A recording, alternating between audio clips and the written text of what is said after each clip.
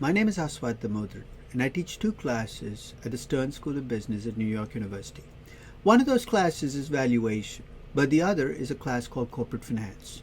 And since that's the topic of the session, I thought I'd talk a little bit about what corporate finance is all about.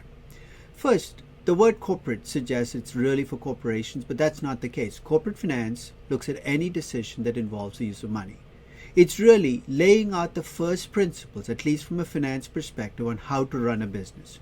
Broadly speaking, there are three big decisions that every business, small or large, public or private, emerging market or developed market, has to make.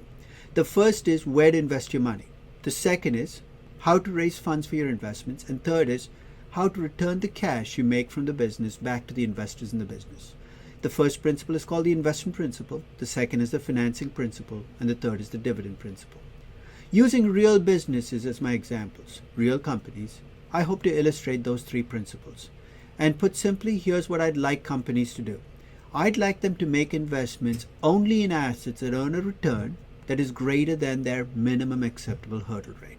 That hurdle rate, of course, should be higher for riskier businesses and lower for safer businesses. I'd like businesses to go out and raise the right amount of debt and equity for what fits them. And that's key. There is no one mix that's right for every company. There's a mix that's right for your company. And third, I'd like to talk about how much cash a business should return to its investors and when, the dividend principle.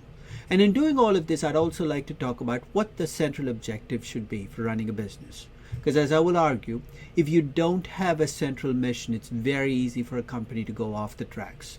I think corporate finance is a fundamental building block for everything else we do in finance. In fact, I am convinced that you really cannot value companies. You cannot run companies, you cannot manage them, you cannot talk about them without understanding the basics of corporate finance. And I also think corporate finance is an incredible amount of fun to talk about, and I hope to bring that through in this session. I hope to see you there. Take care.